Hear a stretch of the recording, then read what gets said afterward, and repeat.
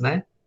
Então, nosso sorriso de boas-vindas aí para todos que vão assistir a essa aula gravada depois.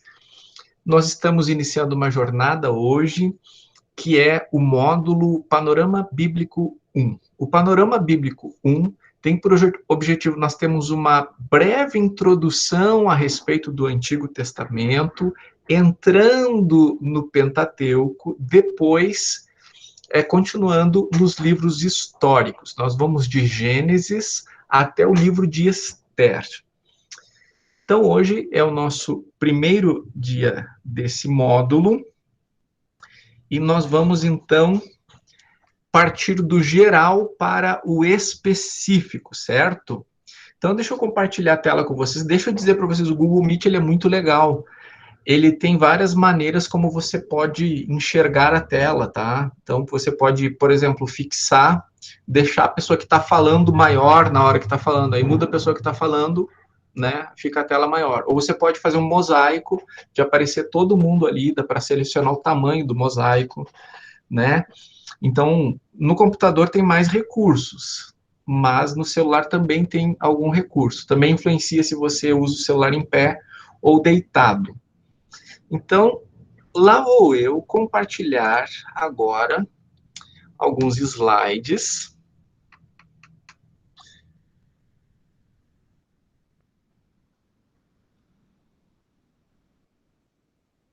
É sempre um drama, tá? Mas a gente chega lá. Uma guia aqui. Pronto. O drama veio e já foi embora. Então, eu espero que esteja aparecendo para vocês aí a apresentação na tela. Faz um joinha se está aparecendo um slide aí, por favor. Muito bem. Então, hoje nós estamos começando aqui com o Panorama Bíblico 1, Gênesis a Esther, né? Só lembrando que esse módulo faz parte do nosso curso de Teologia para a Vida. O curso de Teologia para a Vida é um dos cursos que a Escola Bíblica da Comunhão oferece. Então, que bom que você está conosco nessa jornada aí. Olha só, existem algumas perguntas existenciais. Quem eu sou? De onde eu vim? Para onde estou indo? Qual é o propósito da existência humana? Mas será que existe um propósito? E para onde a história se dirige? Bem, em geral, os seres humanos dispõem de duas fontes fundamentais de conhecimento, que é a razão e a experiência, né? A razão, de forma simplista, é o nosso olhar lógico em relação às coisas, circunstâncias, pessoas. E experiências são aquelas coisas que nós vivemos interagindo com as coisas, pessoas, no tempo e no espaço. Então, razão e experiência são fontes do conhecimento humano. Então, por exemplo, a gente tem um ramo do saber que é o direito. O direito, ele é totalmente baseado na razão e na experiência, né? A experiência de viver sem leis mostra a necessidade de vivermos com leis, e a razão nos ajuda a formular estas leis. E a experiência vai nos ajudar a avaliar a aplicação dessa lei, a razão vai nos ajudar a refinar e aprimorar essa lei. Então, em cada ramo do saber humano, nós temos a razão e a experiência. No entanto, nem a razão e nem a experiência trazem resposta para essas perguntas. Quem eu sou, de onde eu vim, para onde estou indo, qual é o propósito da existência humana e se existe um propósito e também para onde a história se dirige. Mas a palavra de Deus responde às questões mais importantes da humanidade, que são estas perguntas existenciais. Não é o nosso objetivo aqui falar, né, sobre o existencialismo, sobre as teorias que existem, né? Porque daí, quando não é razão e experiência, se criam as hipóteses, né, que seria o mais perto da razão. E essas hipóteses se tenta validar na experiência, mas ainda assim elas não deixam de ser hipótese, porque, por exemplo, quem é que pode dar o crivo sobre a conclusão de onde eu vim, se eu não sei como era lá, se eu não tinha consciência do antes de eu estar aqui? Mas a palavra de Deus, ela tem respostas para todas estas perguntas, para todas as perguntas, as questões existenciais do ser humano. Então, por isso que para nós é muito importante. Para nós não é uma questão de religião, é uma questão de significado, é uma questão de vida, é uma questão de propósito, né? Então, a gente expressa isso a partir digamos assim, de uma área chamada religião, mas isso interfere em todas as áreas das nossas vidas. E é por isso que, por causa de pontos de vista religiosos, pessoas se matam, né? Também é por causa disso que, por causa de religião, pessoas se dividem em determinadas regiões. Quando eu era criança, adolescente, isso era muito forte, por exemplo, em relação à Irlanda do Norte, Irlanda do Sul, um católico, um protestante, né? Então, essa questão da religião é muito forte e ela influencia em todas as áreas. Para nós importa que a nossa visão de religião, que a nossa expressão de religiosidade tem uma âncora, que é a palavra de Deus. Em relação a isso, deixa eu falar uma coisa aqui. Essa semana eu tive uma tristeza muito profunda que eu não sentia há muito tempo. Assim, eu fui impactado de um jeito. Um casal de líderes aqui da nossa igreja, assim, que já não estão mais com a gente há mais de 10 anos, ou uns 10 anos. Então, talvez aqui a maior parte não conheça. Mas eles saíram aqui da nossa igreja por algumas divergências, foram para uma outra igreja aqui em Caxias do Sul, na qual, por todo o potencial deles, por toda a paixão deles, eles se tornaram também líderes. Um casal muito promissor, muito querido, assim, muito amado por mim, por mais que eles tenham saído da igreja, né, um grande amor. E ele chegou a ministrar durante muitos anos o curso Permanecer, baseado em João 15, na suficiência de Cristo, né? Mas o que acontece? Quando você entende que quem tem Jesus tem tudo, quem tem Jesus não tem falta de nada, que Jesus é o centro, existe um efeito colateral que é você achar que talvez não precisa tanto do resto das escrituras. Não, porque eu já entendi que Jesus é tudo, que Jesus é o centro. E aí você, então, de forma correta, vê que tudo se refere a Jesus, mas de forma incorreta, deixa de lado a importância das escrituras. E não dá para a gente separar Jesus das escrituras e as escrituras de Jesus. Porque tudo que nós podemos saber a respeito de Jesus está registrado nas escrituras. E tudo que nós podemos saber das escrituras é porque o Espírito de Jesus nos permite conhecer. Então, quando a gente não enxerga Jesus na Bíblia, a gente acaba tendo uma visão da Bíblia como se a Bíblia fosse um manual para a vida, né? Eu não sei se você já ouviu isso ou já disse isso. O que é a Bíblia para você? A Bíblia é um manual de vida. Não é, tá? A Bíblia não é um manual para a nossa vida. Ela é um livro sobre a vida que é Jesus. A vida de Jesus em mim é vida, certo?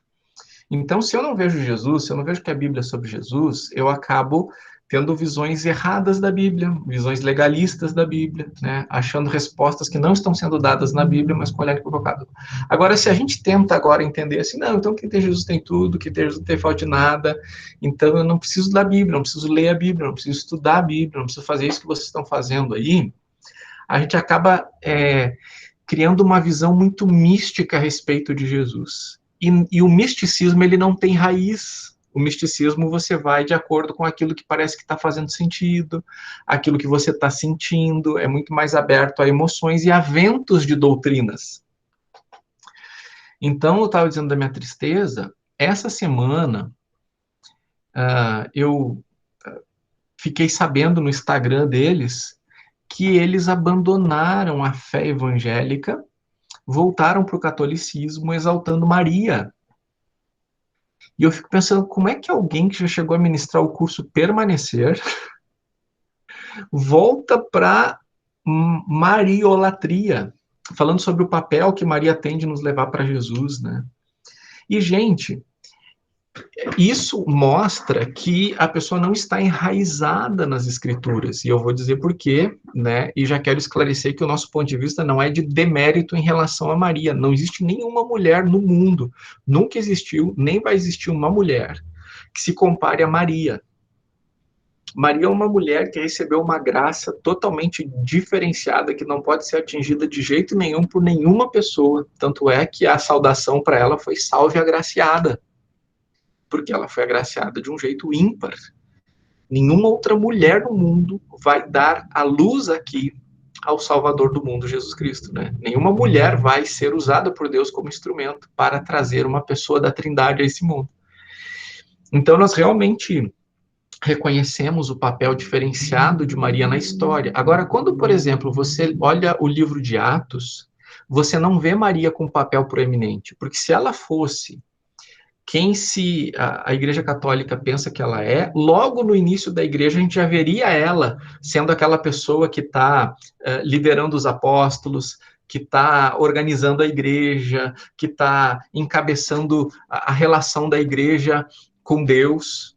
E a própria palavra vai dizer que só há um intermediador entre Deus e os homens, e é Cristo Jesus, né?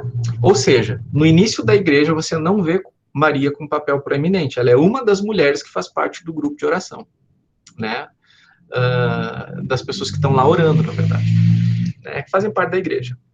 Quando você vê o fim da igreja, que é estar com Jesus, você tem a visão do trono de Deus e você tem algumas figuras diferenciadas, como, por exemplo, os 24 anciãos.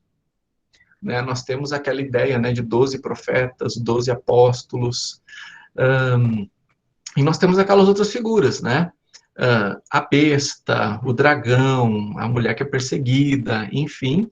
Mas quando você olha o trono, quando você tem uma visão lá do fim das coisas, a Bíblia não revela que Maria está lá num papel proeminente, certo? O que eu quero dizer com isso? Que se você simplesmente olhar para a Bíblia, você não vai conseguir ter um lugar para adorar Maria, para fazer orações a Maria ou atribuir para ela um papel de intermediadora. Mas esse é um risco que correm todas as pessoas que não têm uma raiz na palavra de Deus. Porque daí, pelo que eles postaram lá, né, eles estão voltando para casa, entre aspas, que eles tinham vindo do catolicismo e tal. E aí tem toda aquela emoção, vai na missa, relembra de um tempo especial, enfim, e tal, e aí acrescenta lá, porque nos últimos anos pegou um texto da palavra, João 15, ficou nele, esquecendo que aquilo está encadeado com tantas outras coisas. Porque Jesus disse, eu sou a videira verdadeira. Verdade, mas ele também disse, eu sou o pão da vida, né? Ele também disse, eu sou a luz do mundo. Então, se eu só escolher que Jesus é a videira, eu vou esquecer todos os outros aspectos que ele disse a respeito disso. Então, a gente consegue enxergar Jesus, a partir de João 15, de uma maneira muito especial. Por que também eu estou falando isso? Porque nós estamos começando agora a olhar livro por livro. E eu quero referendar a importância do que a gente está fazendo aqui, que é ter uma fé em Jesus, na suficiência de Jesus, voltada para Jesus, mas com âncora na palavra do Senhor. Essas duas coisas precisam andar junto, nossa fé em Jesus como uma fé bíblica. Certo? Bem, a gente já teve uma disciplina recentemente chamada a Bíblia, então eu não vou falar muitas coisas sobre a Bíblia de forma geral, né? Mas a Bíblia, apesar dela ter uma encadernação única, ela não é um livro. A Bíblia é o conjunto de 66 livros. A palavra biblos, do grego, significa registro, rolo, né?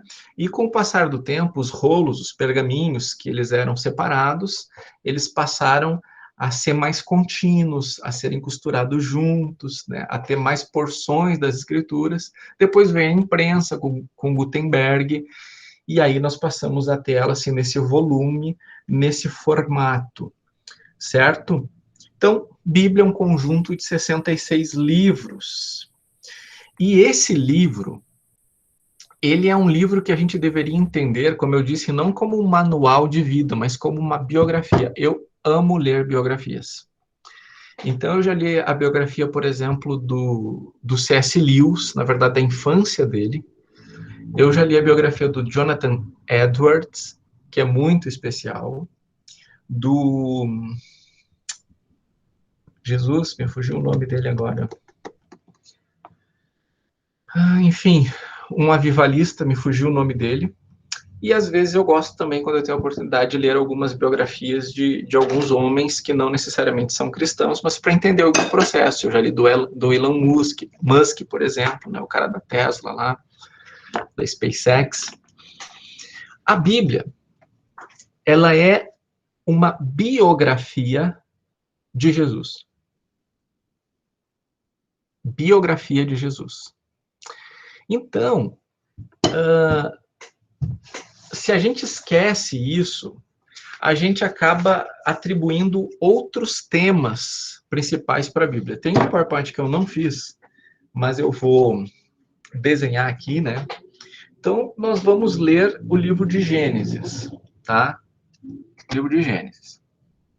Também o livro de Êxodo, Levítico, Números, Deuteronômios, tá? O que são isso aqui? Ainda não faz sentido, né? Isso aqui são afluentes de um rio principal.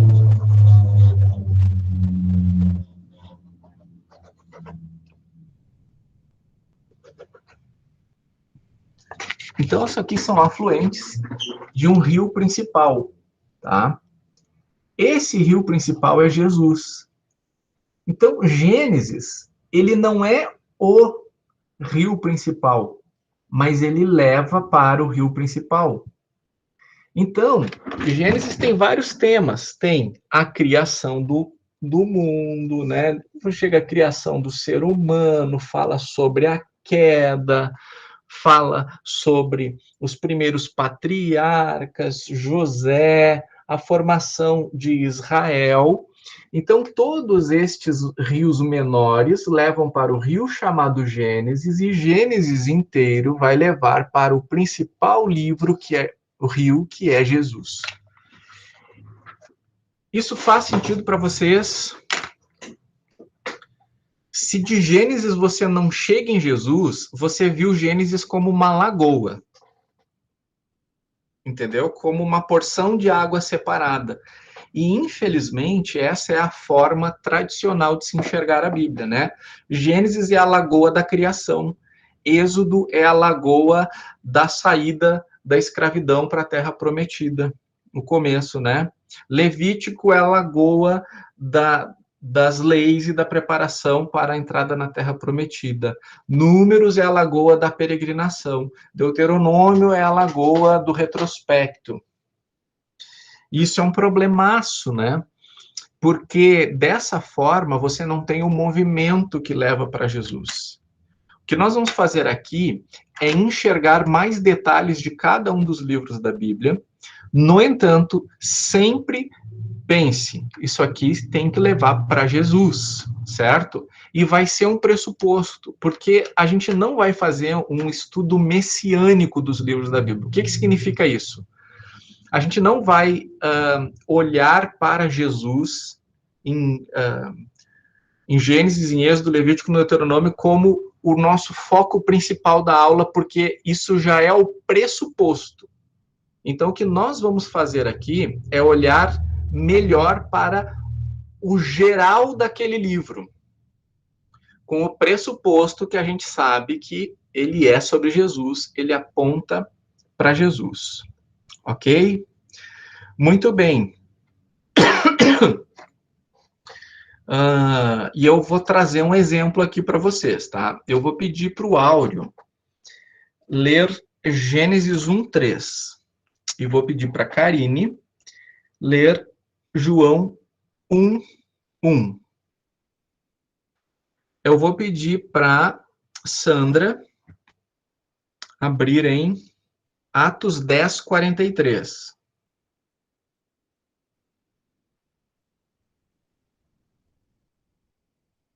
Eu vou ficar por aqui porque o nosso foco vai ser Antigo Testamento nesse módulo, né? Então vamos lá. Quem ficou com Gênesis 1:3 pode ler.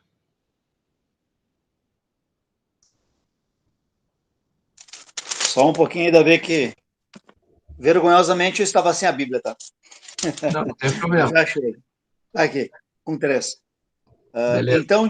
Então Deus disse, haja luz, e houve luz. Muito bem, João 1. No princípio era o Verbo, e o Verbo estava com Deus, e o Verbo era Deus. Então, olha só, no princípio criou Deus os céus e a terra. Aí não está nos dizendo no princípio o Pai, no princípio o Espírito, no princípio o Filho, mas está nos dizendo que no princípio era o Logos, traduzido melhor como palavra, mas também como verbo em algumas versões, né? E disse Deus. Esse disse Deus, essa palavra do dizer de Deus, essa ação nas palavras de Deus, João reconheceu que é o Filho de Deus. Se você continuar lendo João, você vai ver ali nos próximos versículos a seguinte informação a respeito de Jesus. Sem ele, nada do que foi feito se fez. Ou seja, só com ele tudo que foi feito se fez e sem ele nada haveria. Atos 10, 43. Todos os profetas dão testemunho dele, de que todo o que nele crê recebe o perdão dos pecados mediante o seu nome. Olha que informação aqui, né? Todos os profetas dão testemunho dele. Então, qual foi o primeiro profeta que escreveu no registro bíblico? Quem é o primeiro profeta? Moisés. Moisés. E o último, do último livro da Bíblia? Do Antigo Testamento? João Batista. No Antigo Testamento, Malaquias, né? João Batista é considerado, digamos assim, a transição, né, da antiga aliança com a nova aliança, né? Talvez considerado o último profeta, mas em relação à escritura, livros, o último é Malaquias. Então está dizendo que todos os profetas deram testemunho dele. Então, quando eu leio o que Moisés escreveu em Gênesis, em Êxodo, Levítico, Números, Deuteronômio, se eu não encontrar Jesus, eu não estou encontrando o que Moisés, na verdade, está escrevendo, porque a Bíblia está afirmando categoricamente que todos os profetas deram testemunho dele, né?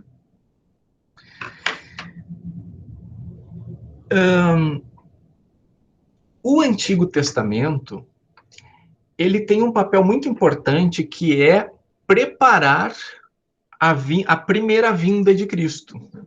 Ele começa dizendo por que Cristo precisa vir. Porque no princípio criou Deus os céus e a terra. Segue um pouco mais o ser humano afetou a criação à medida em que abriu a porta para o pecado por desobediência, obstinação, a escolha que fez, né? Então a gente fica sabendo sobre a necessidade da vinda do Messias, que já é prometido ali em Gênesis mesmo. E aí, como a revelação é progressiva e gradativa, o Antigo Testamento vai se desenvolvendo, apresentando a necessidade do Messias e deixando claro que ele precisa vir e anunciando a vinda dele, inclusive com detalhes, com mais de 300 profecias.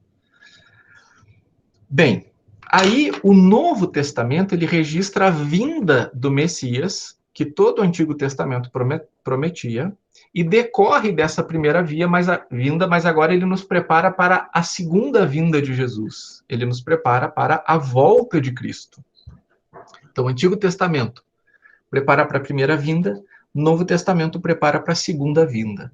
Qual é o ponto de convergência do Antigo Testamento para o Novo Testamento? A vinda de Cristo. Então, tem uma frase que eu gosto de repetir, é que Jesus é o assunto principal das Escrituras e a cruz é o evento central das Escrituras. Deixa eu compartilhar a tela aqui para memorizar bem isso.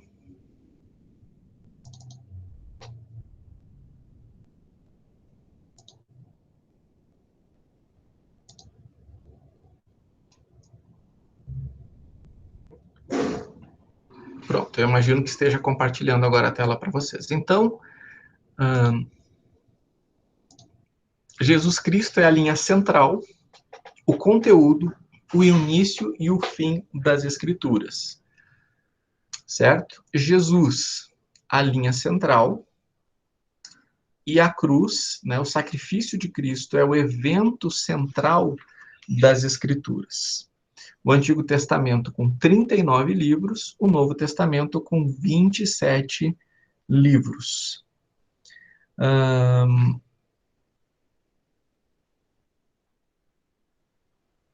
Eu vou pedir, então, para Elaine...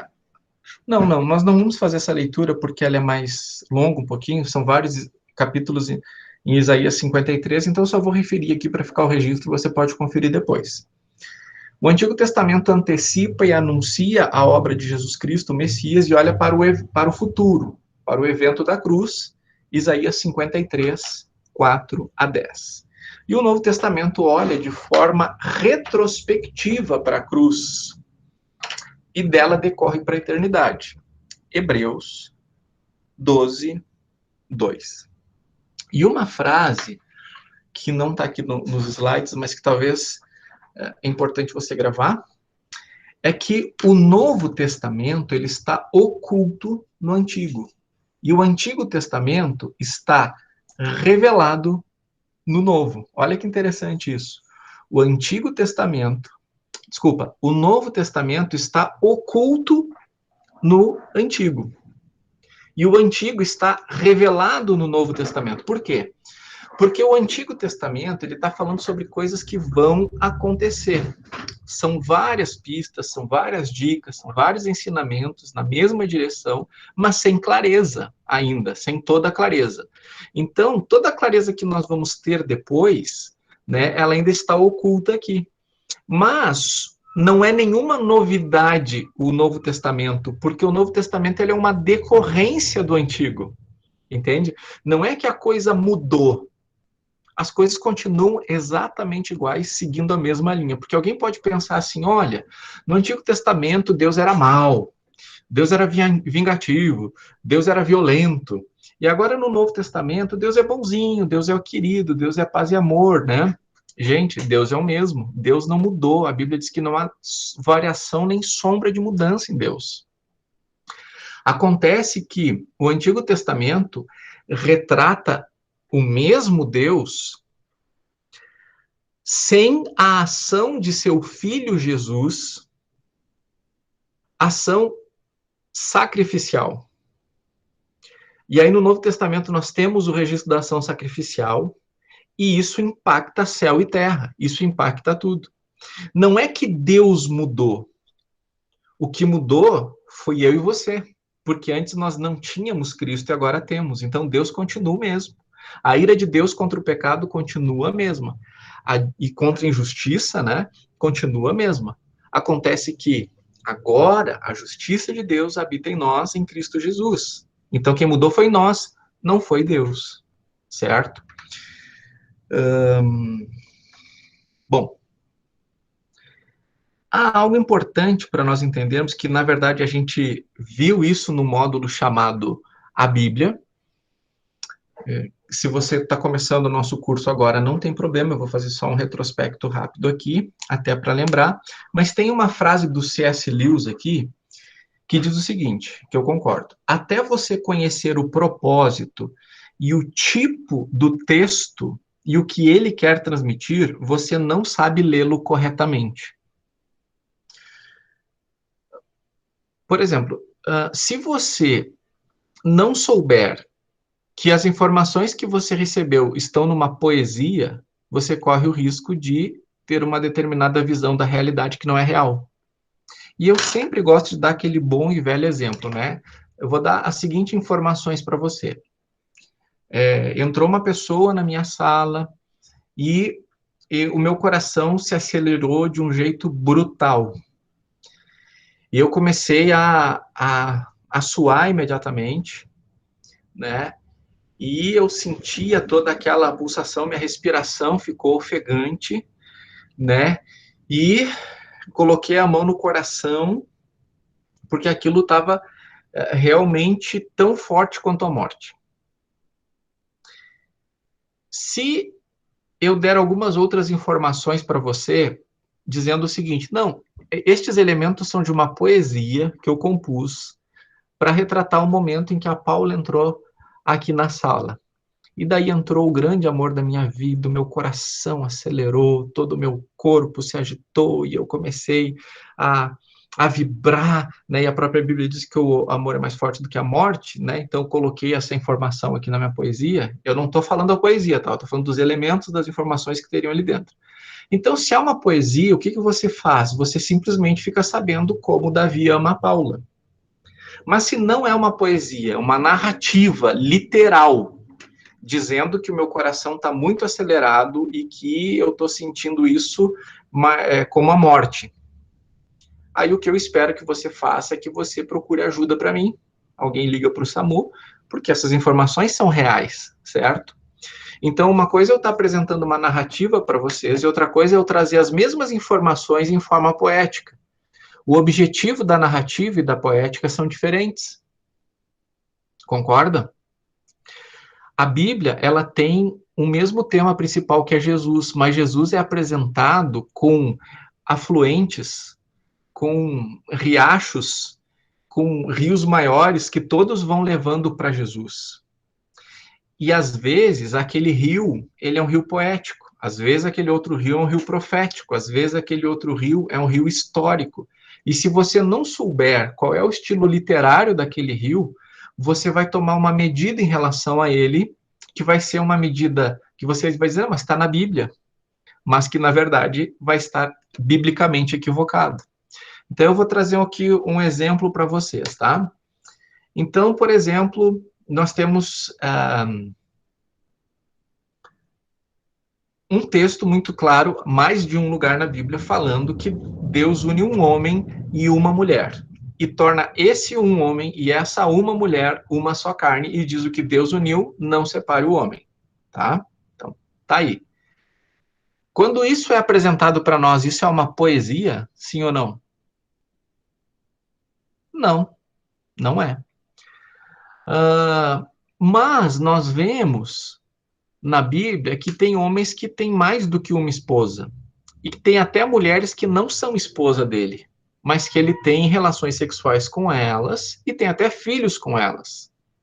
Bom, a gente precisa entender que ali está uma narrativa.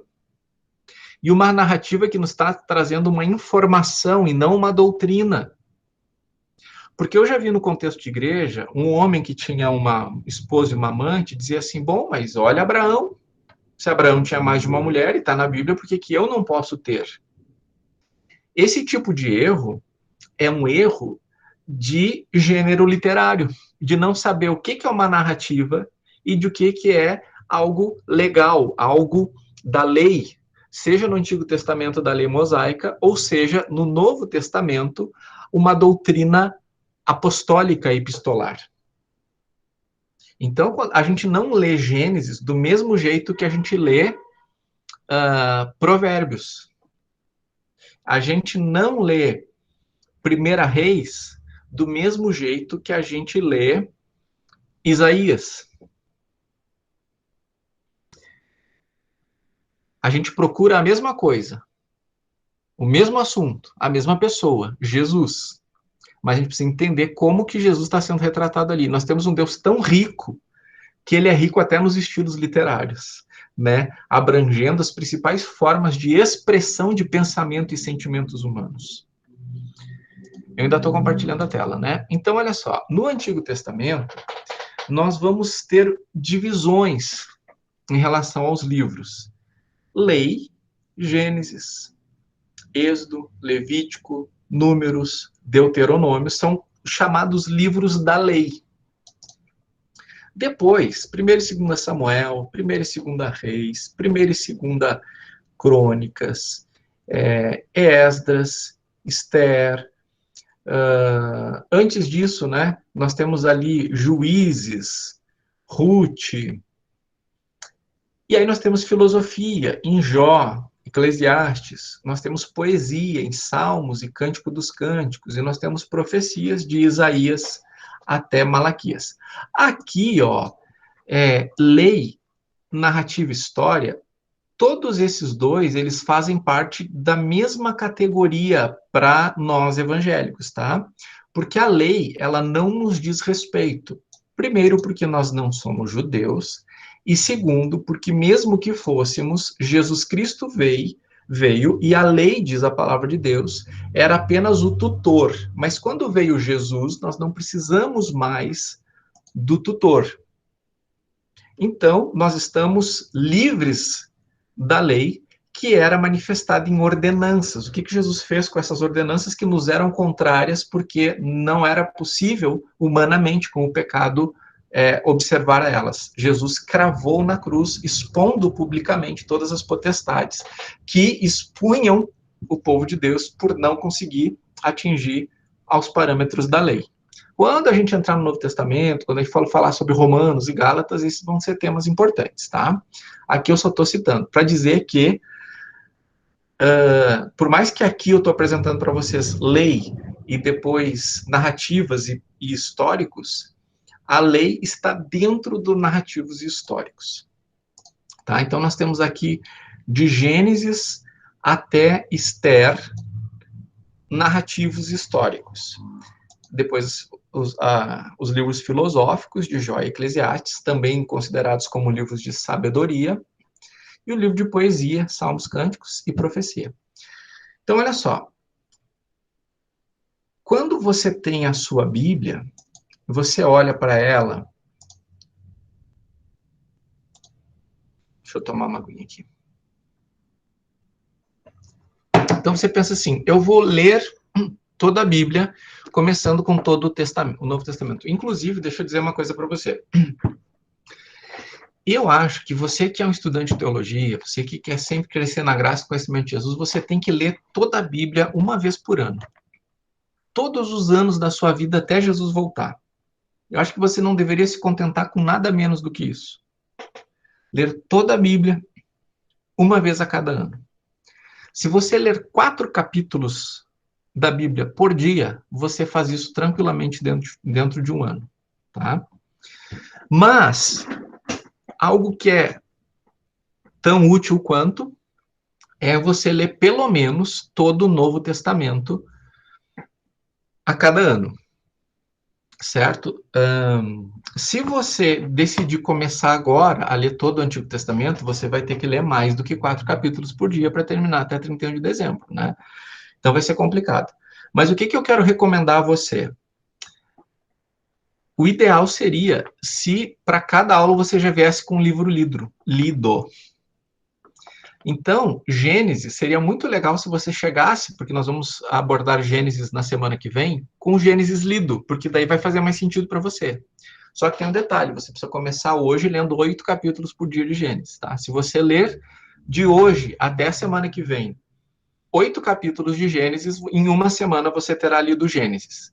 E se você fizer isso aí nas próximas semanas, nesse ritmo de leitura, em algumas semanas você pode diminuir o ritmo, daí você entra em 4 capítulos por dia, e aí você vai conseguir finalizar toda a Bíblia nesse ano. Bom, gente, eu realmente recomendo muito isso, tá? Então, você está lendo a Bíblia, você começa aqui em Gênesis 1. No princípio, criou Deus os céus e a terra. Onde é que isso aqui para? Isso aqui para na criação do novo céu e da nova terra, lá em Apocalipse. E nós desfrutando disso com o Senhor, depois de tudo que tem que ser vencido, tá? Mas eu quero falar só de Antigo Testamento agora. Onde é que isso aqui para? Onde é que o que começa em Gênesis para no Antigo Testamento? Diz para mim aí. Onde é que aquilo que começa a ser registrado, a história que começa a ser registrada em Gênesis, para em que livro do Antigo Testamento?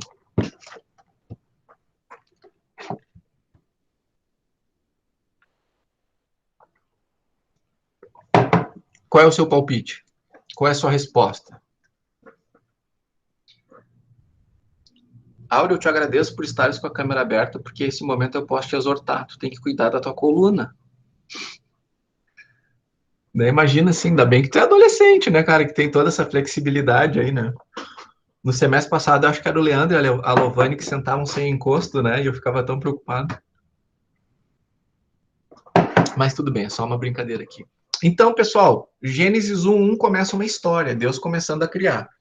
Onde é que a história acaba no Antigo Testamento? Qual é o livro que acaba o registro da história do Antigo Testamento? Malaquias?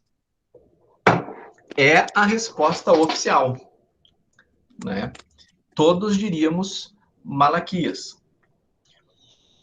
No entanto, Malaquias é o último livro que consta no cânon do Antigo Testamento.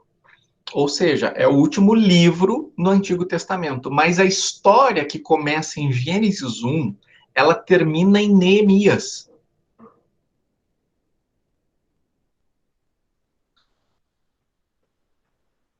Por quê? Porque no princípio criou Deus os céus e a terra. Aí ele cria o ser humano. Aí o ser humano peca. Ele é expulso do jardim. Aí o ser humano pecador, vivendo fora do contexto da graça representado no jardim, ele multiplica-se em número e multiplica-se em pecado, e a maldade chega num nível que Deus diz, não, assim não dá. Então Deus vai fazer um recomeço, e ele recomeça com Noé. Noé desce da arca com a família dele, e na própria geração de Noé já há pecado, já há maldição, ou seja, mesmo esse recomeço com Noé vai ter maldição, porque ele vai amaldiçoar Canaã, né, que vai aumentar seus pecados, e é por isso que Deus vai tirar os cananeus de Canaã e trazer os israelitas para Canaã. Tanto é que Deus permite que o seu povo fique lá no Egito por 400 anos, porque vai levar 400 anos para a maldade dos cananeus chegar ao limite. Quando a maldade dos cananeus chega ao limite, então Deus tira os cananeus, colocando os israelitas. Aí os israelitas, eles deveriam viver na suficiência do governo de Deus, mas eles não querem, eles querem um rei como as nações do lado têm. Então, Deus permite que essa obstinação aconteça, por mais que avise, olha, o rei vai drenar as forças e os recursos de vocês, não interessa, nós queremos. E aí começa o registro dos reis de Israel, né? Antes dos reis, Deus levanta libertadores, que são os juízes. E aí nós temos o livro de Juízes, que fala sobre esses libertadores esporádicos, em regiões específicas. E aí nós temos o livro de Ruth, que poderia muito bem ser uma história dentro do livro de Juízes, porque o livro de Ruth começa com a informação de que no tempo dos juízes, né, então Ruth podia ser uma história dentro do livro de Juízes, mas ela está ali do lado porque ela é dentro daquele contexto de Juízes. Aí começam os reis, né, Saul, Davi, a dinastia de Saul, Saul perde, né, não vai deixar uma dinastia, e aí vai começar uma dinastia davídica. E aí, então, depois de Davi, Salomão, e aí Salomão se tornou idólatra, e aí, então, Deus fala que o reino vai ser dividido, porém não vai acontecer no reinado de Salomão, mas Roboão, que é o filho de Salomão, quando assume, é no reinado de Roboão que o reino vai ser dividido. Ou seja, Israel, que era um país só, embora eles nunca tivessem tido assim uma integração tão profunda, sempre teve aquela ideia, nós somos do norte, vocês são do sul. Né? Sempre teve essa ideia assim de sulistas e nortistas, tá? Nunca Israel viveu assim uma unidade nacional. Mas, por que acontece, então? Por causa da idolatria, enfim, né, vai haver a divisão no reinado de Roboão. Porque Roboão, então, ele vai continuar sendo o reino agora só da parte sul, que vai ser chamada dali para frente de Judá. E aí, alguém que não é mais da dinastia de Davi vai ser o rei do norte, que vai continuar se chamando Israel. E aí você vai ter o registro ali em 1ª, 2ª Samuel, 1ª e 2ª Reis. Você vai ter o registro, né? Então, o rei de Judá, fulano de tal, reinou tantos anos. Fez tais coisas, morreu e seu filho reinou em seu lugar. E aí vai alternando, falando de reis do norte de Israel e reis do sul de Judá. Não é que ele fala de um, depois fala de outro, fala de um, fala do outro. Ele vai falando mais ou menos cronológico, porque às vezes um rei lá em cima dura décadas e o daqui de baixo dura menos tempo. Então, ele falou de um lá de cima, fala de mais do que um aqui de baixo. E às vezes se inverte. Mas é por isso que você vê esse jogo em 1ª e 2ª Reis. Falando de reis de cima, reis de baixo, reis de cima, reis de baixo, reis de cima, reis de baixo. E os reis, eles são obstinados. Com raríssimas exceções, eles não são segundo o coração de Deus. Né? E interessante que o parâmetro para um rei muito bom é Davi. Então, às vezes, você vai estar lendo lá informação em reis, dizendo o seguinte, olha, esse rei foi legal como o pai dele, mas não como Davi. Né? Então, Davi acaba sendo o padrão de um rei segundo o coração de Deus. O Reino do Norte, ele aprofunda na idolatria mais cedo. E aí vem os assírios e levam eles embora. O Reino do Sul ainda vai durar mais décadas. Só que ele também vai cair e vai aprofundar na idolatria. Aí vem os babilônios e levam eles para o cativeiro. Acabou Israel, acabou Judá como nações independentes. Tá? Eles são levados para o exílio. Isso está registrado até o final de Reis. Aí, 1ª e 2ª Crônicas, eles vão... Na verdade, Crônicas tenta fazer um retrospecto, começa com genealogias lá de Gênesis. Mas o objetivo do cronista ali é restabelecer a dinastia davídica. Também o sacerdócio.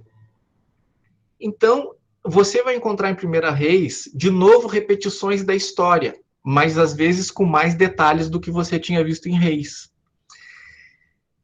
E aí, então, o Reino do Sul vai cair também, né? Isso vai estar registrado em Crônicas. E aí a gente fica sabendo que eles foram levados para o cativeiro. Esdras, Neemias registram a volta do povo que estava no cativeiro para a região de Israel e Judá, especialmente para Jerusalém. Então, Esdras e Neemias mostra primeiro a reconstrução do templo, depois a reconstrução dos muros ao redor de Jerusalém. E, enquanto isso, a reconstrução da religião judaica. Na verdade, o surgimento da religião judaica, porque antes não se via como religião judaica, mas sim como, né, o povo de Deus. Tá? E Esther. Se Esdras e Neemias mostram os judeus voltando para Jerusalém, Esther fala sobre os judeus que não voltaram. Porque o imperador, ele permitiu que o povo voltasse para Israel, para Jerusalém, mas ele não obrigou.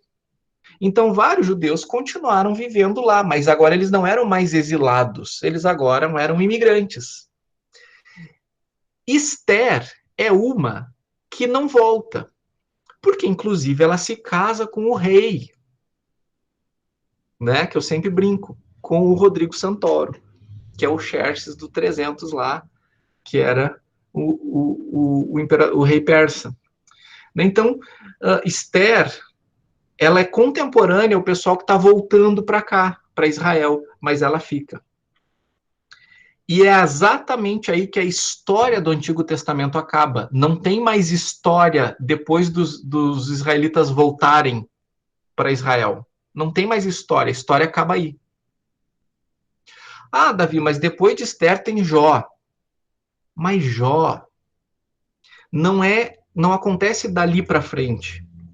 Na verdade, aqui entre nós, é provável que Jó seja o registro mais anterior ainda do que Moisés. Porque Moisés, ele escreve a lei, né?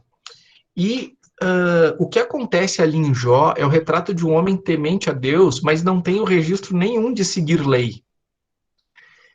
E Jó oferecia sacrifícios, e somente sacerdotes poderiam oferecer sacrifício a Deus. Então, se Jó fosse da linhagem sacerdotal, nós teríamos a descendência lá.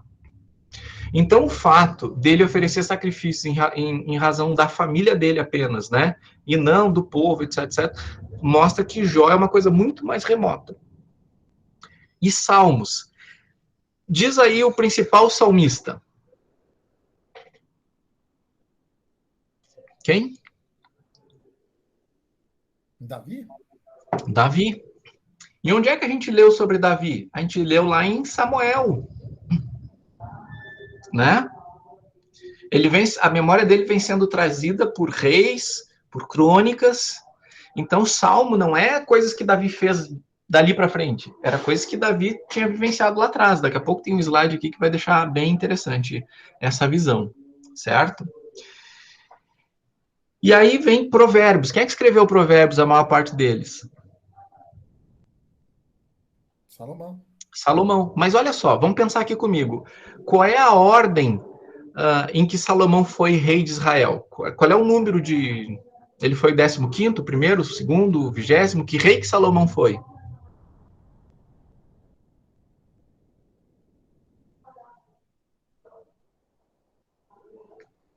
Terceiro, né? Primeiro Saul, depois Davi, depois Salomão. Onde é que a gente encontra, né, o registro aqui de Salomão? Nós vamos encontrar aqui no livro de Reis, né, em 1 Reis, nós vamos encontrar a velhice de Davi, as ordens de Davi a Salomão, Davi passa o reino para Salomão, então no reino, ali em 1 Reis. Então em 1 Reis aparece Salomão, né, como rei. Então depois de 1 Reis ainda vem 2 Reis, depois vem 1 Crônicas, 2 Crônicas, vem Esther, vem Esdras, vem Neemias, vem Esther, vem Jó, vem Salmos, e só depois vem Provérbios. Mas veja bem, Provérbios está lá na frente, mas é de alguém, vários livros para trás.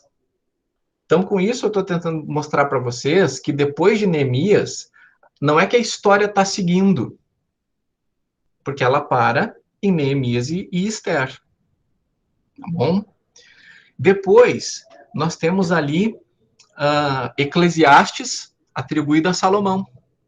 Nós temos Cântico dos Cânticos, atribuído a Salomão. Aquilo lá que está se retratando ali não está vivendo séculos depois de Esdras, de Neemias, de Esther. Aquilo lá está falando de séculos antes.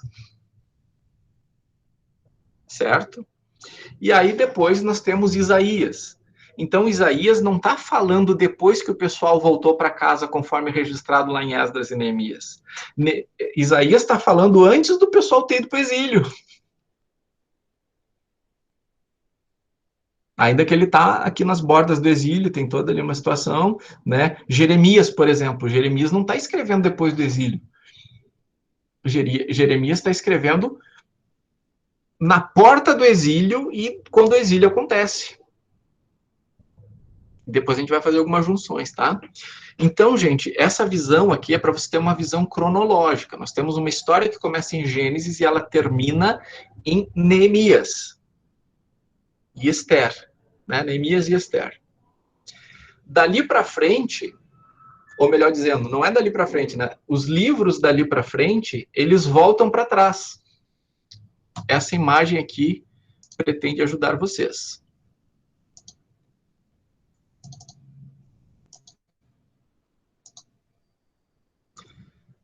Então, como eu estava dizendo, né? A sequência não é livros históricos, Gênesis, Êxodo, Levítico, Número, Deuteronômio, Josué, Juízes, Ruth, primeiro, segundo, depois os poéticos, depois os proféticos. Não existe uma cronologia que vai de Gênesis a Malaquias. A visão adequada de nós enxergarmos é que a cronologia, ela vai de Gênesis a Neemias e Esther. Os poéticos e filosóficos acontecem dentro desse período. E os proféticos acontecem durante esse período. Certo? Então, vamos lá. Vamos pensar assim, ó. Nós temos aqui... Deixa eu pegar aqui exemplo... Deixa eu ver o seguinte. Elaine. Não. Vamos todos para o Salmo 51, porque eu não vou pedir para ela ler todo o capítulo, vamos todos nós fazermos dar essa olhada ali, no Salmo 51.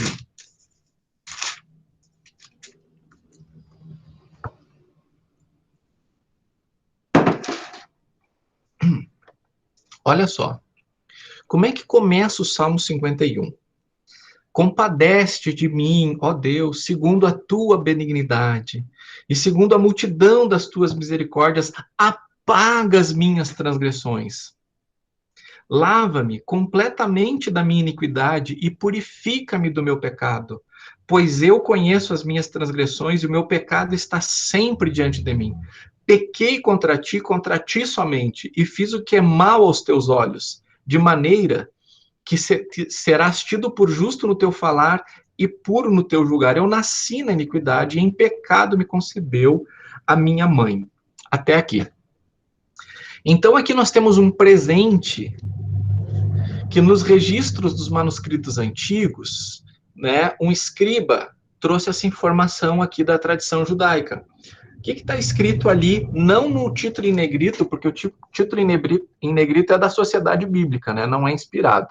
Mas o que está escrito no título, logo abaixo, ou dependendo da versão da Bíblia, no primeiro versículo? Ao mestre de canto, né? Está escrito isso aí? Ao mestre de canto?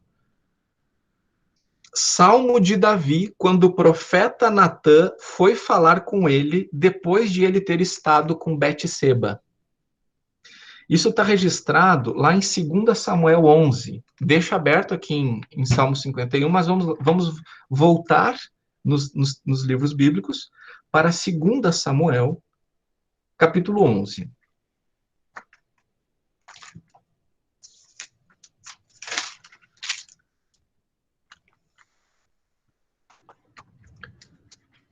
Então, olha lá. 2 Samuel, capítulo 11, né? Do versículo 1 ao versículo 5, a gente fica sabendo que Davi, do seu terraço, viu Betseba tomando banho, e ele a desejou, mandou trazê-la, se deitou com ela, ela engravidou. Do versículo 1 ao 5. Aí, como ela era casada, Davi vai mandar matar o marido dela. Não é que ele vai dizer, vai lá e mata ela, mata ele. Davi diz o seguinte, para o comandante do exército dele, lá na batalha, onde a batalha estiver mais difícil, coloca Urias na frente. Ou seja, Davi mandou ele para a morte, né? Porque então Davi vai causar a morte de Urias e vai pegar para ele a mulher de Urias. Ok, aí, você acha que Deus vai deixar isso passar batido? Não vai. Deus manda o profeta Natã ir lá confrontar Davi. O profeta Natã é um desses espertinhos que não chega lá, né, dizendo, Davi, tu pecaste, tu fizesse isso, então te arrepende. Né? Ele usou aqui uma ilustração, tipo assim, um PowerPoint virtual. Ele disse, pois é, tinha na cidade 2 homens, um rico e um pobre, o rico tinha um monte de ovelhas e gado, e o pobre não tinha nada, a não ser uma ovelhinha bem pequenininha, coitadinha. Mas aí um dia o rico recebeu visita, em vez de mandar matar uma ovelha sua para oferecer para a visita, ele foi lá e matou a ovelhinha daquele pobre. E aí Davi diz assim, ó, tem que matar esse homem, pode ir lá matar ele agora. E aí Natã diz, mas esse homem é tu. Tu tendo todas as tuas riquezas, tu tendo todas as tuas mulheres,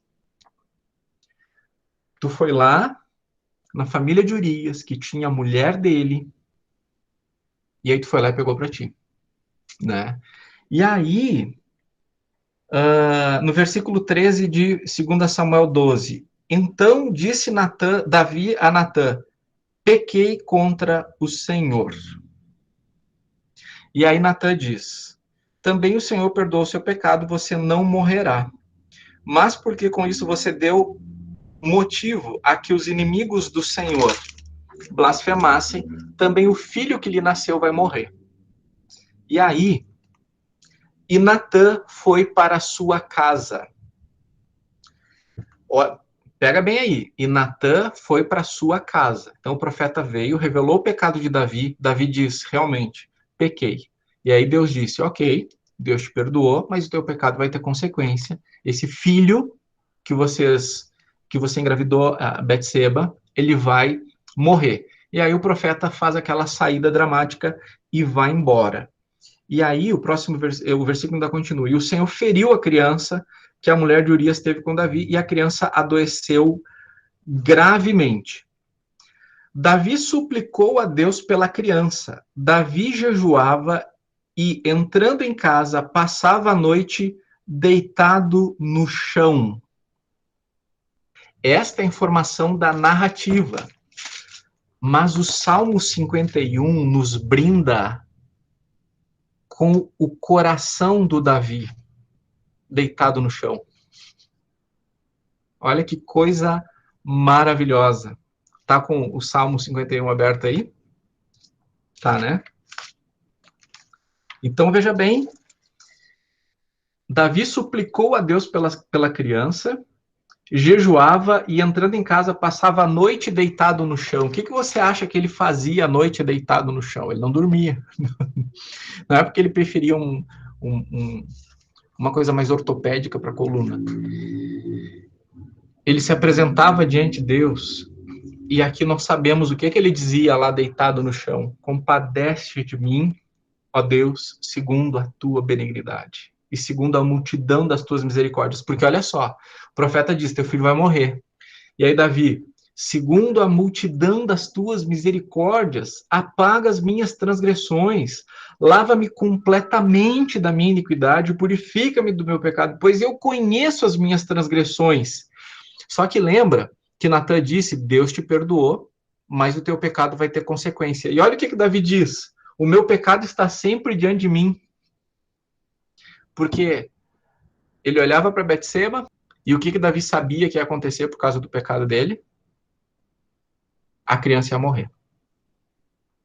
Bom, eu poderia continuar aprofundando aqui essa inter-relação, gente. Não vou fazer isso agora, porque o que eu gostaria que nós deixássemos bem pontuado aqui é que nós temos aqui no livro de Salmos uma volta para o que estava acontecendo lá em 2 Samuel. Então eu gosto de dizer a seguinte coisa. Nos livros históricos, nós temos o que eles fizeram. Nos livros filosóficos, nós temos o que eles pensavam. Nos livros poéticos, nós temos o que eles sentiam. E nos livros proféticos, nós temos o que eles deveriam ter feito, sentido e pensado. Entendeu? O que eles fizeram, o que eles pensavam, o que eles sentiam e o que eles deveriam ter feito, sentido e pensado nos proféticos. É por isso que nós temos aqui, então, deixa eu compartilhar de novo.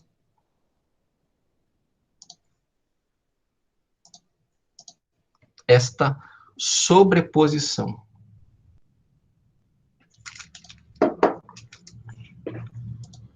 Né? De Gênesis a Esther, nós temos isso aqui acontecendo. E aí, de Jó a Cantares, né, com aquela ressalva em relação a Jó, que é os pensamentos, né? A gente consegue entender o que era considerado sabedoria naquele período, como é que as coisas eram enxergadas, né? O que era o trabalho feito aqui, considerado vaidade aqui. E aqui, os proféticos. Os profetas sempre dizendo aqui dentro, né, o que é que eles deveriam fazer e deixar de fazer. Nós vamos para mais um exemplo agora, que é, vamos deixar aberto no livro de Jonas.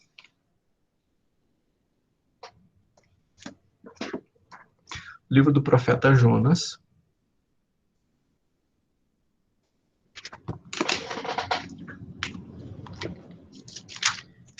E vamos para também, deixa aberto em Jonas.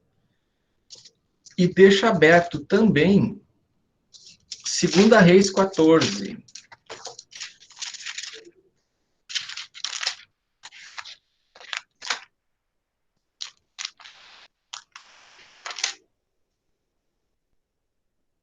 Eu peço que a Elaine, então, leia 2 Reis 14, 25.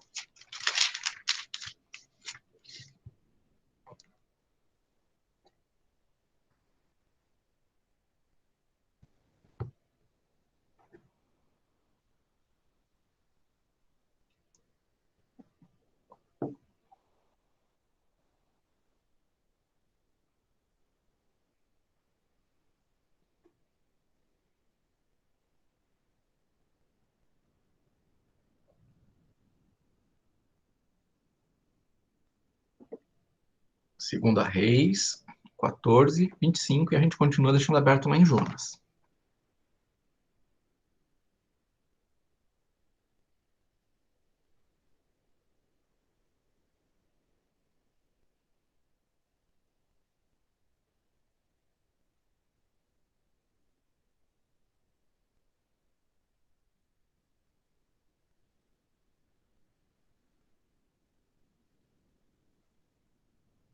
Não tem som.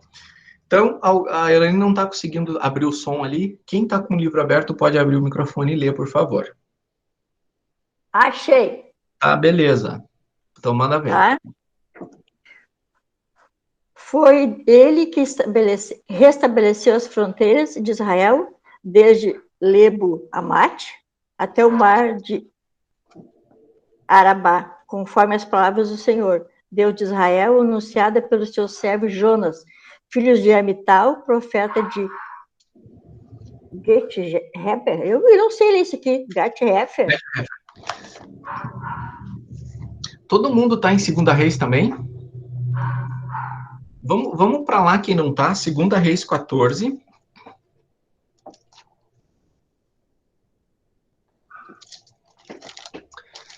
Olha que coisas interessantíssimas aqui, meu povo. 2 Reis 14, eu vou ler o 24, eu pedi para ela ler o 25. Olha só as informações sobre este rei chamado Jeroboão. Jeroboão fez o que era mal aos olhos do Senhor. Jamais se afastou de nenhum dos pecados de Jeroboão, filho de Nebate, que este levou Israel a cometer. Então, esse Jeroboão aqui é o segundo Jeroboão. Já tinha tido um outro rei Jeroboão antes. E está dizendo que esse Jeroboão aqui era tão mal quanto aquele outro Jeroboão que tinha sido realmente muito mal. Idólatra, né? Mal realmente. Tá? Mas este Jeroboão que era muito mal, olha o que aconteceu no versículo 25. Restabeleceu os limites de Israel, desde a entrada de Amate até o mar de Arabá, segundo a palavra do Senhor, Deus de Israel, anunciada por meio de seu servo Jonas, filho de Amitai, o profeta, que era de Gat-Hefer. Quando um rei era mau, o que acontecia com as fronteiras de Israel? Aumentavam ou diminuíam? Quando o rei era mau? Diminuíam, certo? Só que esse rei aqui era mau, né? Mas o que aconteceu no tempo dele, ele sendo mau? A fronteira de Israel aumentou. Ele recuperou território. E quem é que teve que ir lá dizer para ele que o território ia aumentar? Jonas. Jonas? Que Jonas é esse? O grande peixe que Jesus falou. O mesmo do peixe. Vamos lá para Jonas agora. Ó, pega a informação aqui em Reis, né? Restabeleceu os limites de Israel desde a entrada de Amate até o mar de Arabá, segundo a palavra do Senhor, Deus de Israel, anunciada por meio de seu servo Jonas, filho de Amitai, que era de Gat-Hefer. Vamos lá para frente, passar vários livros da Bíblia até chegar lá em Jonas. Jonas 1:1. A palavra do Senhor veio a Jonas, filho de quem? De Amitai. Então, a gente está lá quase no fim do Novo Testamento, do Antigo Testamento. Só que o que eu estou mostrando para vocês? Que, na verdade, os proféticos, assim como os poéticos fizeram, fazem um retrospecto. Então, tá falando do mesmo Jonas aqui. Mas, gente, a Bíblia é tão fantástica, E que tristeza de quem só lê poucos versículos e só decora versículo e não lê a Bíblia toda várias vezes. Porque, olha só, lembra Davi, que... Sim, senhora. uma pergunta. Assim, então, pelo que se percebe, os profetas, eles tinham mais importância do que o próprio rei. Porque chegavam e apontavam para o rei, ó, tu fez isso, fez aquilo, ou isso aconteceu, né? Os profetas eram muito importantes. Sim. Eles, na verdade, eles tinham autoridades diferentes, tá? Então, por exemplo, o rei tinha autoridade para dirigir a vida civil e militar do povo, o sacerdote tinha autoridade para oferecer sacrifícios pelo povo diante de Deus, e o profeta tinha autoridade para falar em nome de Deus. Então, eram autoridades diferentes. Mas quem está falando em nome de Deus, né, vai ter aí essa sobreposição. Mas olha só, você lembra de Jonas, o cara da barriga do peixe? Deus mandou Jonas para onde? Para onde é que era para Jonas ir anunciar arrependimento? Nínive. Nínive. Jonas foi para onde? Tarsis, né? Você já parou para pensar por quê? Mas por que, meu Deus? Se ele é o profeta de Deus. Se ele é um profeta de Deus, Deus está dizendo, vai lá em Nínive, prega o juízo. Diz que eu vou lá, que eu vou dar um jeito naquilo tudo lá. Porque, afinal de contas, Jonas, um profeta de Deus, vai pegar um barco e vai para outra direção. Porque Deus sabe que... Quer dizer, Jonas sabe que o povo vai se arrepender, que Deus é misericordioso com aqueles que se arrependem. Isso é verdade, só que, na verdade, Jonas sabe Não foi que por Deus... medo. Oi? Não foi por medo. Não foi por medo. Não foi por medo. Na verdade, Jonas sabe que Deus é misericordioso até com quem não se arrepende. Porque Jeroboão não tinha se arrependido e Deus mandou Jonas lá dizer, vai lá e diz que eu vou aumentar Israel. Então, olha aqui em Jonas. Então Jonas prega o juízo em Nínive. E aí, sabe o que Jonas faz? Depois dele dizer o seguinte, Deus vai mandar ver em vocês aí porque vocês são pecadores. Sabe o que Jonas fez? Foi lá sentar e ver. Sentou para ver. E aí os ninivitas se arrependeram. E Deus, vou perdoar essa galera. Vou perdoar essa galera. Sabe o que Jonas fez? Então me mata. Me mata. Eu não quero mais viver. Mas olha só. No capítulo 4, versículo 1 em diante. Jonas 4, 1 em diante. Mas Jonas ficou muito aborrecido, porque Deus foi bom com os ninivitas, e com raiva. Ele orou ao Senhor e disse, Senhor, não foi isso que eu disse estando ainda na minha terra? Por isso me adiantei fugindo para Tarsis, pois sabia que tu és um Deus bondoso e compassivo, tardio em irar-se, grande em misericórdia, e que mudas de ideia quanto ao mal que anunciaste. Agora eu peço que tu tires a minha vida, porque para mim é melhor morrer do que viver. Se você está lendo só Jonas, como é que você vai entender que o profeta chegou a essa conclusão? Que Deus diz que vai castigar e diz, não vou castigar mais. Porque, como Deus lidava com o povo, né, na questão do juízo, povo mau, vinham filisteus, vinham moabitas, vinham amorreus, vinham sírios, e Israel ia encolhendo, encolhendo, encolhendo. Só que quando Jonas é o profeta, o padrão muda. Quando Jonas é o profeta, Jonas estava preparado na escola de profetas. Então, imagina Jonas preparado na escola de profetas, porque tinha escola de profetas, né? A gente vê o registro disso em Elias e Eliseu. Pode ter certeza, quando o rei é mau, Deus vai mandar xingar essa galera e vai dizer que vai encolher a coisa e encolhe mesmo. Foi o que Jonas aprendeu na escola de profetas.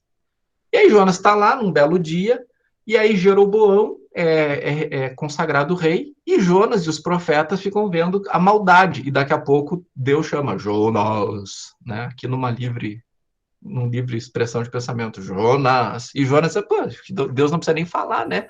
Eu já sei que é para Jeroboão dizer que Israel vai diminuir, que vai vir os sírios, que vai vir não sei quem, que não sei quem, que não sei quem, que não sei quem, já vou lá. E Deus, assim, vai lá e diz que vou aumentar as fronteiras de Israel. Tu imagina a confusão do coitado Jonas.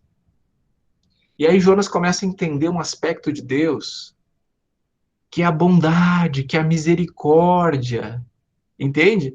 E aí, depois disso, Deus diz assim, Jonas, o pessoal de Nínive está aprontando, eu quero que tu vá lá. E aí Jonas diz, eu não te falei quando eu estava lá em casa ainda. Tu imagina quando Deus de Jonas vai lá em Nínive, porque aquela galera vai se ver comigo. E aí, aqui em Jonas, a gente fica sabendo que Jonas disse, Deus, mas tu é tão bonzinho, por que eu vou fazer essa viagem? Eu vou chegar lá, tu vai abraçar aquele pessoal, vai dizer que ama, e aquela coisa toda, vai perdoar, né? Em vez de ficar mandando fogo, ficar mandando coraçãozinho. E aí Jonas, não vou para Tarsis. A gente vai ter uma aula sobre Jonas. O que eu quero pontuar com vocês aqui é deixar bem claro que a história que começa em Gênesis 1, em relação ao Antigo Testamento, termina em Neemias e Esther. Os poéticos voltam e os proféticos voltam porque eles acontecem naquele período, tá? Ah, Davi, mas os salmos não, os poéticos não voltam tanto. Bom, eu tô dizendo para vocês que Jó volta até o período dos patriarcas, né? E tô dizendo para vocês que o Salmo 90 foi escrito por Moisés. O Salmo 90 foi escrito por Moisés. Então, isso é importante da gente pontuar aqui. Gente, antes de eu finalizar aqui com alguns detalhes mais, eu quero saber o seguinte, se faz sentido para vocês, como é que vocês recebem isso? Já tinham percebido isso? Já sabiam disso? Se deram conta? Reforça, não reforça? Me diz uma coisa, Davi. Qual era o objetivo de Deus fazer isso aí? Vai lá, cara, e faz, aí depois ele vai e desfaz. Qual era o objetivo de Deus nisso? Só um minuto.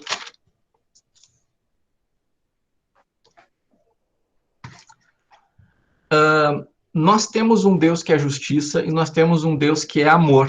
Então Deus revela a sua justiça e revela o seu amor para que nós saibamos que estes dois aspectos são totalmente dele.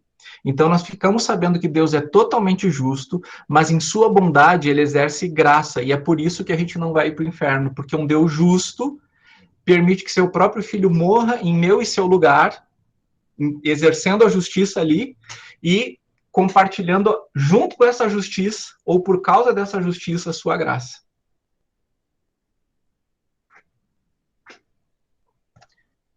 Que mais, gente? O que você pode dizer em relação a isso?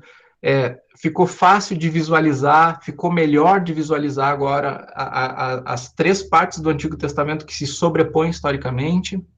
Fala aí.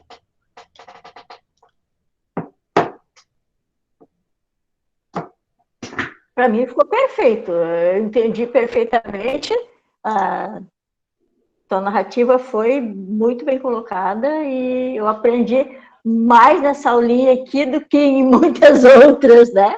Te agradeço por isso. Dá um desconto que ela é minha sogra, pessoal. Mas é uma sogra muito querida, que gosta de estudar a palavra, gosta de aprender, então, muito legal isso. Ô, Davi, aquela Bíblia cronológica, né? Uhum. Que está na versão NVI, ela vem explicando essas questões, né? Está narrando reis, aí vem tal parte do profeta e vai fazendo. Acho que é uma boa forma de esclarecer que quem quiser adquirir, por curiosidade, né?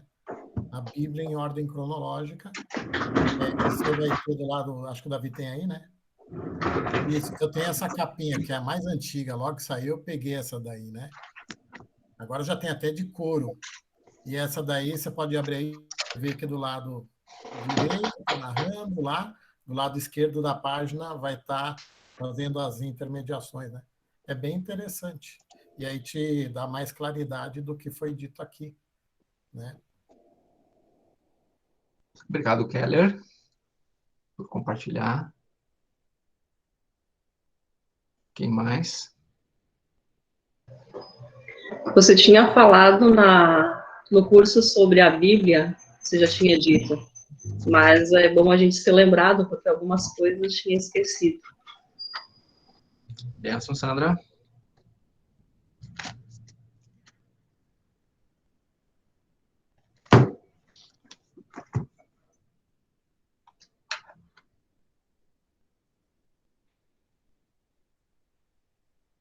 Gera alguma dúvida? Alguma coisa não ficou tão clara?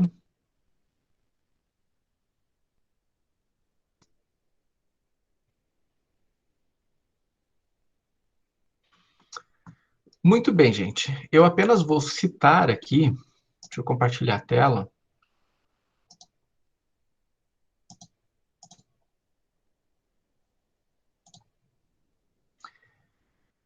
Aqui nós temos, digamos assim, os principais tópicos de cada um dos livros, só que eu coloquei aqui, não perder a perspectiva. Por mais que esses tópicos eles tenham um grande espaço narrativo, né, o temático dentro dos livros, né, tudo se relaciona de alguma forma com Jesus, é para lá que está indo, né? Então, Gênesis, criação, queda, escravidão, Êxodo, marcha para a terra prometida, Levítico, a lei outorgada, Números, o povo é organizado e provado para entrar na terra prometida, Deuteronômio, a lei é relembrada, Moisés fala de passado, presente e futuro, Josué, entrada em Canaã, Juízes, o povo se rebela muitas vezes, Juízes lideram isoladamente, Ruth fala do remidor, 1º e 2 Samuel falam de Davi, seu antecessor, Saul, 1º e 2 Reis falam dos reis de Israel e Judá, você já sabe agora, Israel, reino do norte, Judá, reino do sul, 1º e 2 Crônicas repetem em parte 1º e 2 Reis, focando nos reinos do sul, Esdras conta a volta do cativeiro e reedificação do templo, Neemias relata a construção do muro de Jerusalém, reconstrução, Esther relata a história do extermínio judeu, salvação do extermínio judeu, Jó, história de sofrimento, paciência e restituição, Salmos, louvores a Deus, Provérbios, sabedoria, Eclesiastes, ensino sobre a vaidade e transitoriedade das coisas terrenas, Cântico dos Cânticos, tipifica o amor de Cristo através do romance entre um homem e uma mulher, Isaías fala do Messias que viria, Jeremias faz uma autobiografia do profeta e a sua inter-relação com o que ele está vivendo ali, em relação à iminente queda do reino. Em Lamentações, ele pranteia a destruição de Jerusalém. Ezequiel, profecias de que o povo vai voltar, né, a restauração do exílio. Daniel é o conhecido Apocalipse do Antigo Testamento, mas anuncia coisas que aconteceriam, inclusive, no período interbíblico, entre Malaquias e Mateus. Oséias chama arrependimento, Joel prediz os juízos de Deus, Amós ataca o pecado, Obadias a advertência, Jonas figura a ressurreição de Cristo, Miqueias anuncia o nascimento de Cristo, Naum fala da ruína de Nínive, Abacuque clama por socorro diante da opressão, Sofonias é o livro das advertências do juízo, Ageu trata da reconstrução do templo, Zacarias fala de Cristo e Malaquias prenuncia João Batista. Vocês não vão ter a apostila agora, porque a apostila, cada aula eu vou revisando, né? Ela é disponibilizada no final do curso, por R$25 para quem quer adquirir, ou para quem se comprometer a entregar o texto de finalização do curso, é gratuito. Mas o PowerPoint eu disponibilizo, tá, gente?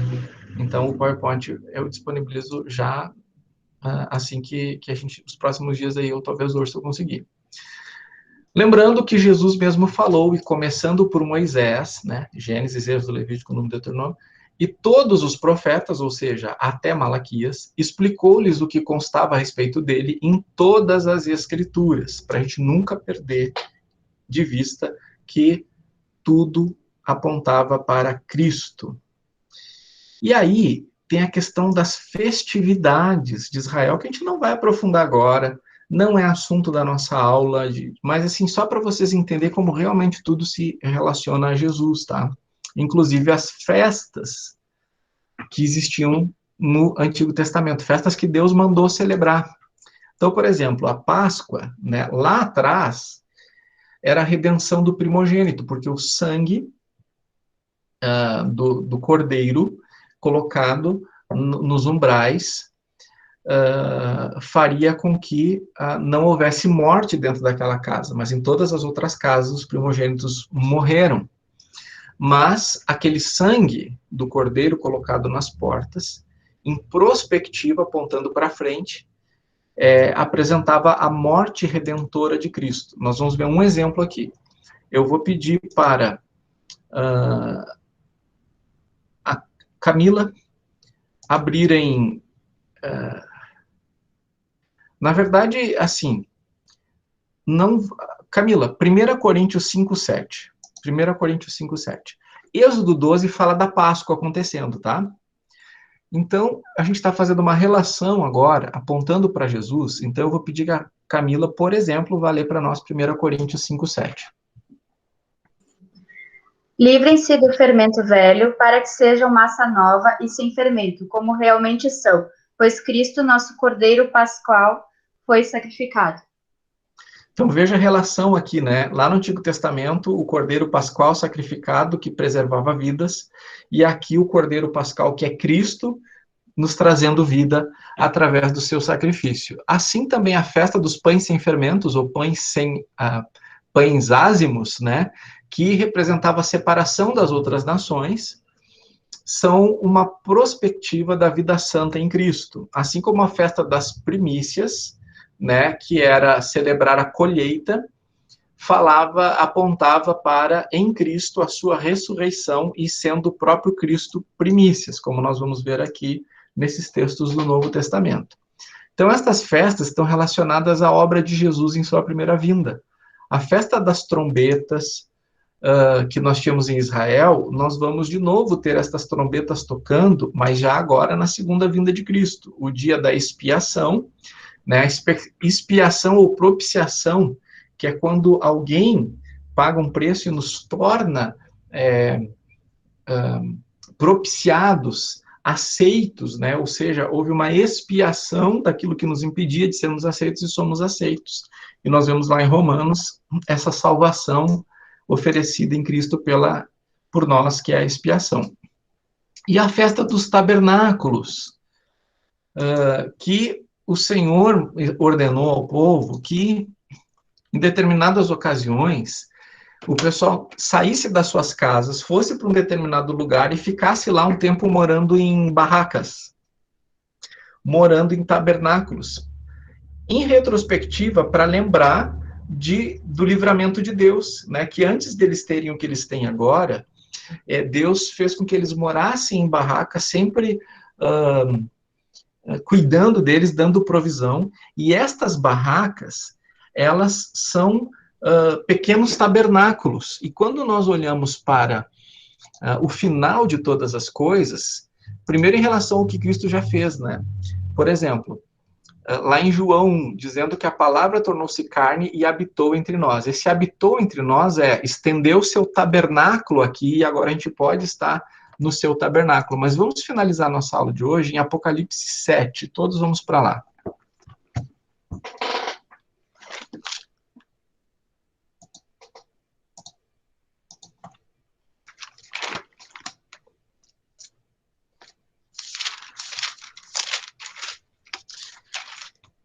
Então, aqui em Apocalipse 7, deixa eu ver qual é o versículo que nós vamos ler.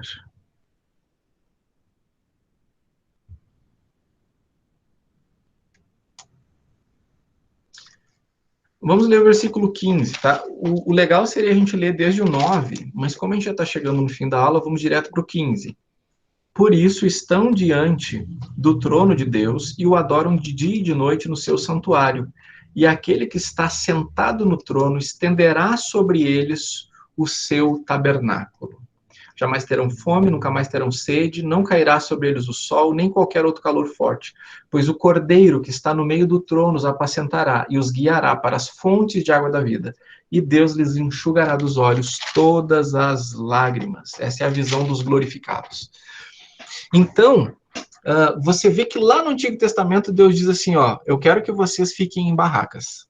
Eu quero que vocês tenham cada um seus tabernáculos, o tabernáculo seja estendido sobre a cabeça de vocês. Vocês vão lembrar do que aconteceu, vocês vão fazer uma retrospectiva sobre a vida de vocês. Mas aquilo que está acontecendo está apontando lá para um futuro, quando todos nós iremos ficar nesse tabernáculo. né? Porque aquele que está sentado no trono estenderá sobre todos nós o seu tabernáculo. Então, quando você vê aquela festa das trombetas, das colheitas, do pão sem fermento, da Páscoa, nada daquilo que está lá é por acaso. Aquilo lá são setas que Deus já está fazendo para a obra de seu Filho Jesus, tanto na sua primeira quanto na sua segunda vinda. Por isso que tudo é sobre Jesus nas Escrituras. Amém? Vamos orar. Pai, obrigado por esse tempo juntos aqui. Obrigado porque a tua palavra nos conforta, tua palavra nos enche, tua palavra nos orienta. Obrigado, Senhor, pelo banquete que temos em cada uma das passagens das Escrituras lidas aqui. Obrigado, Espírito Santo, por nos levar a compreender. Em nome do Senhor Jesus, amém. Bênção, gente. Fiquem com Jesus. Continuamos juntos como família em Cristo.